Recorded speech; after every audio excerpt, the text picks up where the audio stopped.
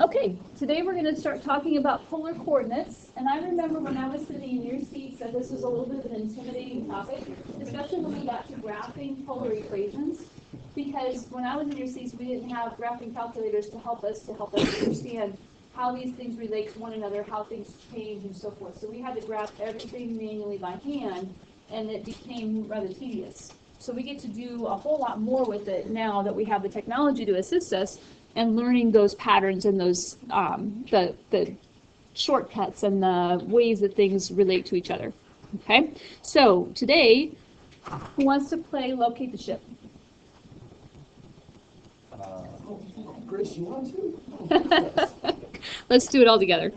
All right, so we're going to play Locate the Ship. And in Locate the Ship, we are over here. We are asked to find a ship and give its location to a Coast Guard cutter that's going to help assist that ship if the ship is in distress. Okay? So if you're going to tell the cutter, this Coast Guard cutter, where this ship is located, what are you going to say?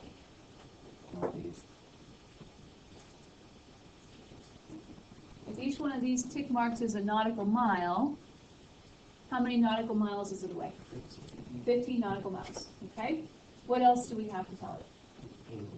The angle. Okay? So what angle is this ship at?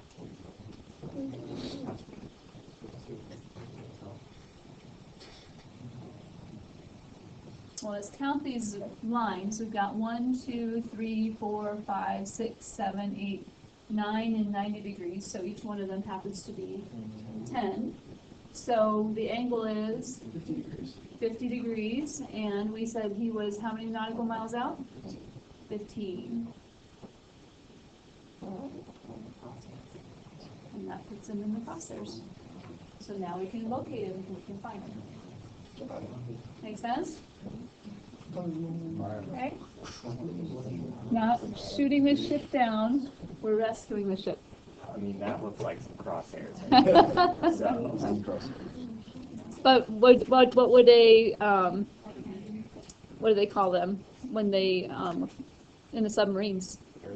A periscope. Wouldn't that have that same kind of appearance, at least in the periscopes that I've seen? Machines for submarines to like sink ships. So that's all I'm saying. Okay, how about this one? Here's a new ship in distress. Although it looks like clear skies, right? So I'm not sure why there's so many ships in distress out here. 7 nautical miles. 7 nautical miles. 340 out. And 340. So let's check and see. If we go to 340, you're going to see him. You see him. And 7 nautical miles out. And we found him. Okay? That's all it is to polar coordinates. Okay? So we have a different kind of appearance to our graph, right? Looks a little strange. It's not our XY coordinate plane. This is our polar coordinate plane. But this is what we're going to be working with for the next little while. About 2 weeks. All right, so to my slideshow here. So, good old rectangular coordinate system. We've known it and loved it since the days when we were children and learned how to play Battleship, right? Okay, A15, hit. C7, miss, right? When we played those games. So, with our rectangular coordinate system, we have a point that's x comma y. Ordered pair, x comma y. X is our horizontal distance, y is our vertical distance. We've used it for ages. But here's our polar coordinate system. A point is now going to be named by r comma theta, where r is the directed distance from the pole. So at an origin, 0, 0, we now have a pole. And theta is the directed angle counterclockwise from the polar axis. And no surprise here, our positive x-axis has always been where we measure our angles from. Our polar axis is where our positive x-axis would be in the rectangular system. So far, so good? Okay, so if I want to plot the point 3, negative 3 pi over 4 on our polar coordinate system, what am I going to do?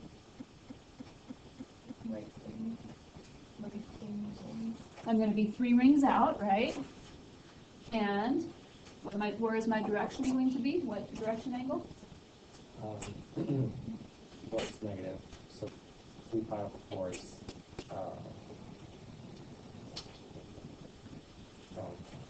They're all the 45s, aren't they? Yep. So if I go negative, I'm not going counterclockwise, I'm going clockwise this time. So negative 1 pi over 4, 2 pi over 4, 3 pi over 4 is going to be this pole, right? Or this line. So if I go 3 out on this line, I would be right there. So far so good? I think this, if you have a slide. No? Yes, I did. Sorry about that. Okay, so let's do this one first. You should match your examples in here. Okay, top right corner. So we're going to plot and label these points. So first of all, A is going to be 2 comma pi over 6. So pi over 6 is a, how many degree angle? 6, and the 6 in the denominator means it's a 30-degree angle. So if I'm going pi over 6, 2 out, pi over 6. Here's my pi over 6, right? I want to go 2 out. I put a dot there. I label that A. Where's 4 negative pi over 3 going to be?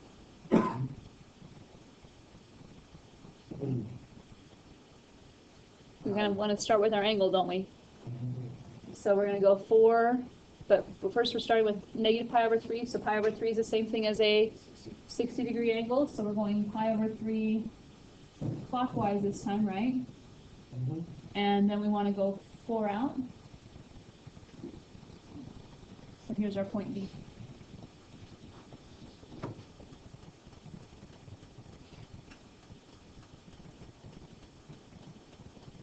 So point C is negative 3 comma 5 pi over 3. So 5 pi over 3 in the counterclockwise direction. Pi over 3s are always the 60s, right? So we're counting 60s. 1 pi over 3, 2 pi over 3, 3 pi over 3, 4 pi over 3, 5 pi over 3. But what do you think we're going to do if we have to go negative 3? Yeah, go the opposite direction. So we come to this place, right? This angle, but then we have to, just like in the rectangular coordinate system, if y is negative, we have to go down, or if x is negative, we go left. We're going to go in the opposite direction. So we're going to go 3 in the negative pi over 3 direction, 1, 2, 3, and we're going to be right here.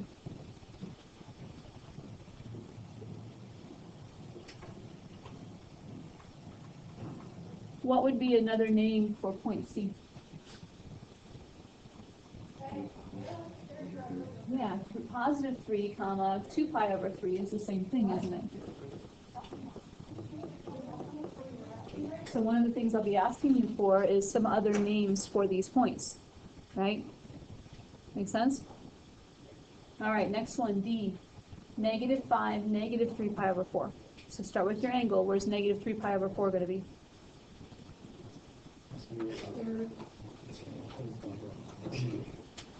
Third quadrant, right? So this would be a negative 3 pi over 4. But now if it needs to be negative 5, it's going to go up and right, isn't it? 1, 2, 3, 4, 5. So this is the point negative 5, negative 3 pi over 4. But it's also the point positive 5, positive pi over 4.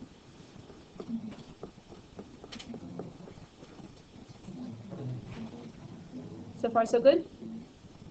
Questions on this slide? Okay, so back to that next one that we started. Apologies for going too fast. We plotted the point 3, negative 3 pi over 4 on our coordinate system. So now we've got to find 3 additional polar representations of this point. So here's a hint for you. There will always be one that's positive, positive, another one that has a positive r but a negative theta, a third one that has a negative r but a positive theta, and a fourth one that has a negative r and a negative theta. That's how you get your additional representations of it. So we were given positive 3, negative 3 pi over 4.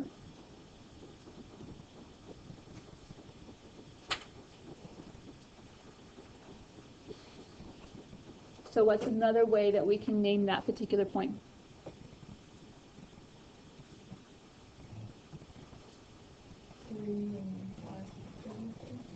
3 and 5 pi over 4, because 1, 2, 3, 4, 5 pi over 4 is a positive direction, and 3 out. So 3, 5 pi over 4 gets us to the same point.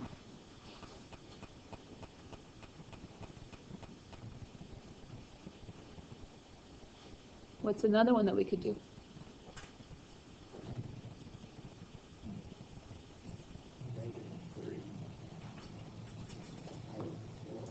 Negative 3 and positive pi over 4, because I thought I went positive pi over 4, and then in the opposite direction, I'm at negative 3 pi over 4.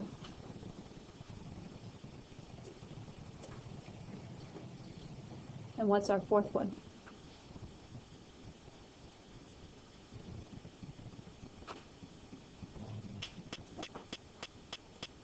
Need a negative angle and a negative r. I want to get all the way over here in the negative direction. How far is that? Negative 7 pi over 4. And then now that I'm here, I'm pulling it backwards, so negative 3. Make sense? All right. Questions on this one? Next slide. So we need to be able to convert between the two places, right? Between the rectangular coordinate system and the polar coordinate system and vice versa. So we know that if we are looking for our x, the cosine of theta is x over r, right? So we get the x all by itself. Guess what? No big surprise here. X equals r times the cosine of theta. We've been working with this since January, right? And then if we want to figure out what y is, y deals with theta and r in this manner. Opposite over hypotenuse, the sine of theta is y over r. So r times the sine of theta will be equal to ry. Okay. Going backwards, if I need to know what my theta is, and I'm only dealing with x's and y's, then I know the tangent of theta is y over x. So if I want to figure out what that angle is, I'd use the inverse tangent of y over x. And if I need to know r squared equals x squared plus y squared. So r is the square root of x squared plus y squared. No big surprise. We've been using these for chapters and chapters and months, right? Just now in a different format again. Just like our b over inverse tangent of b over a gave us our vector's directional angle, and a squared plus b squared under the radical gave us our magnitude of our vectors. Same thing. All right, so let's convert negative 3, 3 pi over 2 to rectangular coordinates.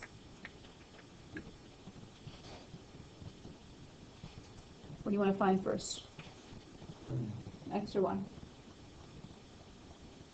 X. All right, so we're going to take r times the cosine of theta.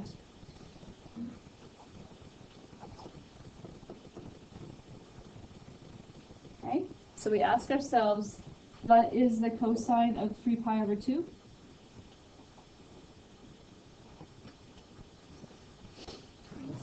Zero. Negative 3 times 0 is?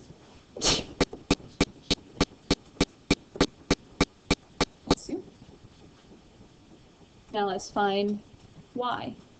y is going to be r times the sine of theta, so negative 3 times the sine of 3 pi over 2. Sine of 3 pi over 2?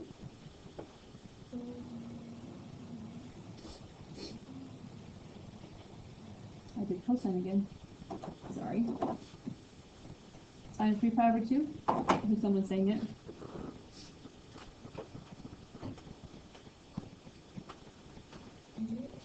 Negative 1. So if I take that negative 3 times a negative 1, I'm going to get 3. So my x coordinate was 0, my y coordinate was 3. Does that make sense? If I'm 0 over 3x, is that going to be the same thing as negative 3 pi over 2? All the way around to 3 pi over 2, back it off to negative 3. Makes sense, right? Okay, questions on this one? Let's do another one. R is 2, theta is pi.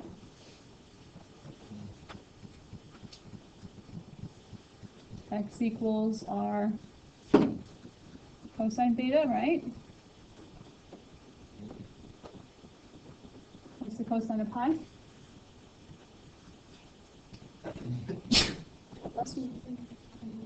Negative 1, 2 times negative 1.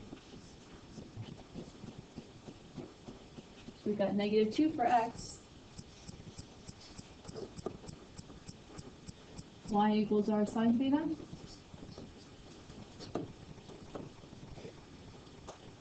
Sine of pi. So we're going to get 2 times 0, which is 0. Does negative 2, 0 correspond to 2 pi? Yes.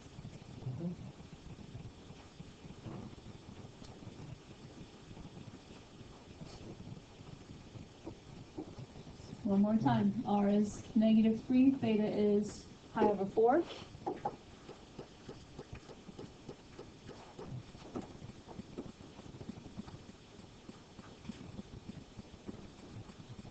What's the cosine of pi over 4?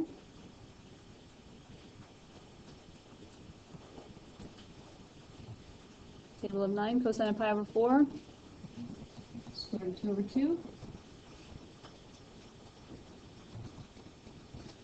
We'll have a negative 3 square root of 2 over 2. Y equals our sine of, same thing, pi over 4. So we're going to get, same thing, right? Sine of pi over 4 is still square root of 2 over 2. Quick check, if I went negative 3 square root of 2 over 2, negative 3 square root of 2 over 2, is that going to be the same thing as negative 3 pi over 4? Pi over 4 up, pull it back. Questions on converting to rectangular? Feeling good? Okay, let's talk about color. Okay, we're going backwards now. We need to find out what R is and we need to find out what theta is. You want to find R first or theta first? R. So if we find R first, we're going to say R is the square root of negative 6 squared plus 8 squared. So 36 and 64 add up to 100. The square root of 100 is 10. So we know our R.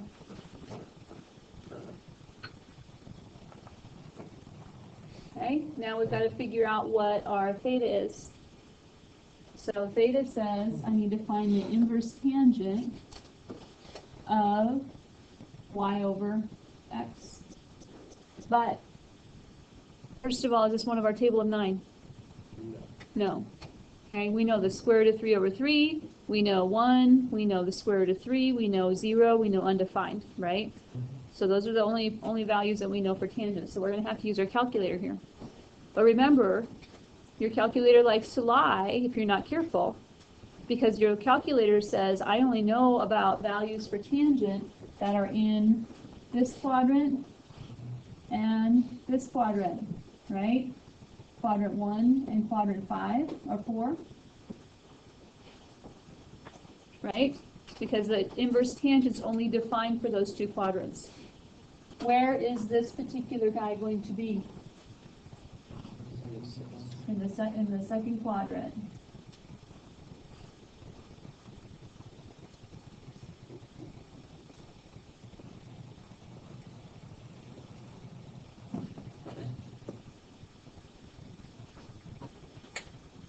So our calculator is going to tell us untruths, isn't it? Because it wants to give us the fourth quadrant value. So what is the inverse tangent of just 8 over 6? 53 degrees? 52.1? It's negative 53.1. 53.13? So 53.1 degrees. It says negative, right? That means it's trying to put you down here. But we know that this angle is actually a 53.1 degree angle here. So how many degrees is our theta here? 180 minus. Absolutely, 180 minus the 53.1.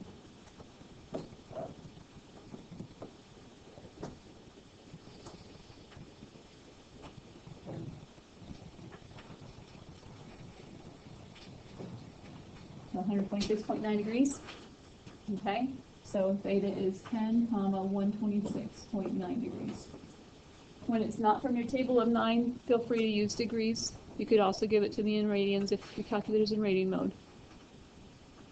Questions on that one? Okay. So next. Okay, we want to remember our table of 9 for tangent.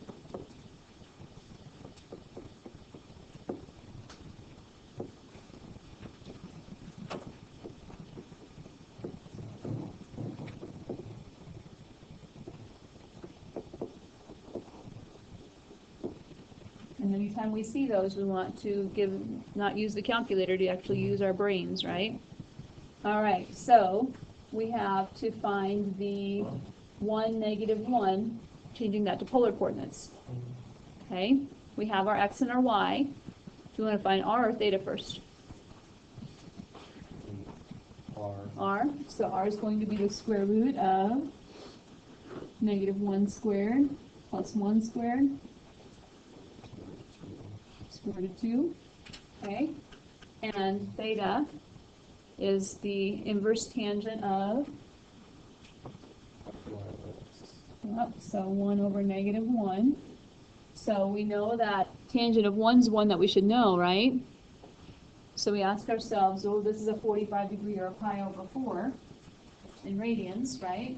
But where is 1, negative 1 at, or negative 1, 1 at? Quadrant 2, isn't it? So it's a 45 degree angle in quadrant 2. 135, which is the equivalent to how many pi over 4s? 5 pi. No. 3 pi over 4, so square root of 2, 3 pi over 4, or square root of 2, 135.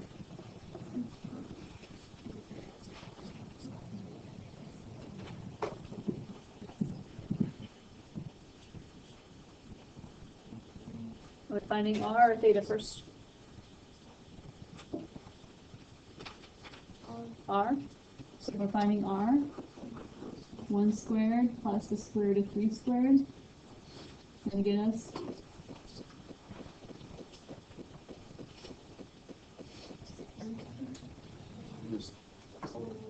2, right? Square root of 4, which is 2. Okay? So r is 2.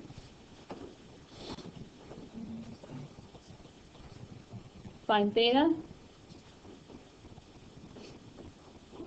Square root of 3 over 1. In our table of 9, where's the tangent of the square root of 3 at? 60 degrees. Same thing as a pi over 3, right? So in the both positive first quadrant, we'll have a 60 degree or a pi over 3.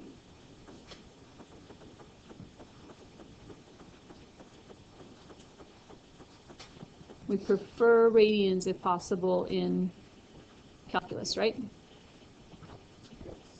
All right, we can do this stuff? No issues, no questions, we're good? Okay, here's the assignment. Reason that for the worksheet and the book assignment is I'm not going to have you go out and go buy a bunch of polar graph paper.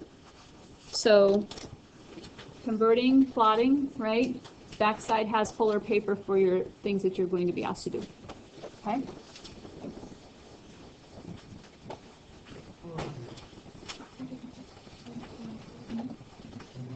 Pause before I forget what I'm doing here.